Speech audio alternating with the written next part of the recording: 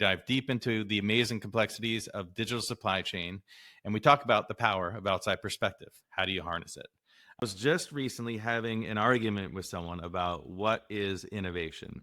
And they were taking the point of view that it needed to be the most bleeding edge, take you to Mars, take you to space kind of a thing.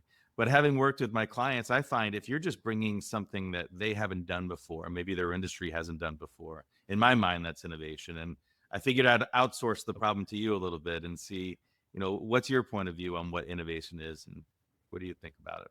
Yeah, it's a fair question, right, George? I think when we go back to defining terminology in the current landscape, then it's always interesting to go back and actually look at whether the terminology makes sense and what reflection does it pose in terms of our current actions. I think when I did my research and when I was offered this position as a chief innovation officer, I think one of the things that I did was to unearth what innovation exactly meant and what it stood for. It's not about just transforming something overnight. So there is the time dimension associated to it, which basically translates to the fact that even if you have lofty goals, every step along the way is a step towards innovation. It's possible some of these steps may be necessary and they could be mundane in certain aspects, in certain form. Having said that, it's not always about just waking up one day and transforming everything around you.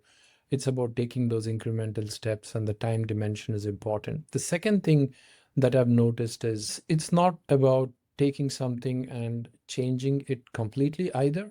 You could be changing its shape, you could be changing its size, you could make things more scalable. For instance, you could be reducing the amount of storage that is needed to do a certain thing. So all these things, while at the end of the day there might be serious technology companies that are focused on this one specific problem that's going to really transform a lot of areas, I think taking some of those and ingesting it into your workplace, into your technology and your platform and your solutions, and identifying what the corresponding incremental value is for the clients. And that is where the rubber meets the road. You may have felt that you've innovated and created something brand new. But having said that, if you do not have that level of validation and the confirmation from the end user or the client, in all likelihood, you may have innovated, but what use is it, right? So there is utility associated to innovation.